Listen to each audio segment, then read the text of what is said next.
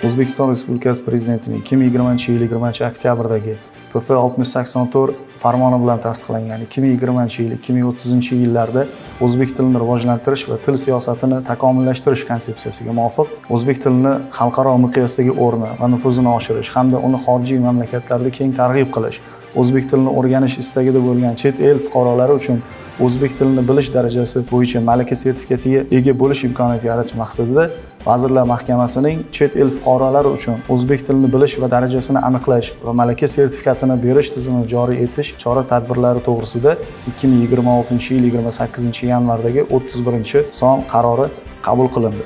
Qarorga muvofiq chet el fuqarolari uchun o'zbek tilini bilish darajasini aniqlash va malaka sertifikatini berish tartibi yo'lga qo'yildi.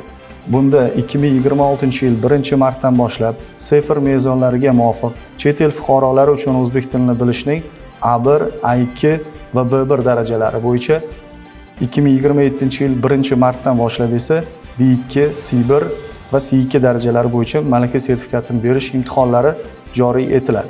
Shuningdek, qarorga muvofiq o'zbek tilini bilish darajasi to'g'risida kamida B1 darajadagi malaka sertifikatiga ega chet el fuqarolari va fuqaroligi bo'lmagan shaxslar 2026-yil 1-apreldan boshlab O'zbekiston Respublikasining fuqaroligiga qabul qilishda davlat tilini bilish darajasini aniqlash imtihonidan ozod etiladi. Qarorga muvofiq chet el fuqarolari uchun o'zbek tilini bilish darajasini aniqlash va malaka sertifikatini berish tizimi Bilim va malakalarni baholash agentligining ilmiy o'quv amaliy markazi davlat muassasasi tomonidan amalga oshiriladi. Malaka imtihoni 4 ta ko'nikma tinglab tushunish, o'qish, yozish va gapirish ko'nikmalarini o'z ichiga oladi. Qarorga muvofiq nogironligi bo'lgan talabgorlar uchun ham bir necha imkoniyatlar yaratib berilgan.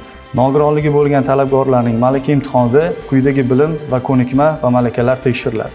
Ko'zi ojiz talabgorlar uchun tinglab tushunish va gapirish, eshitish va gapirishda nuqsoni bo'lgan talabgorlar uchun o'qish va yozish, yozish imkoniyati cheklangan talabgorlar uchun esa tinglab tushunish va o'qish, gapirish ko'nikmalari baholanadi.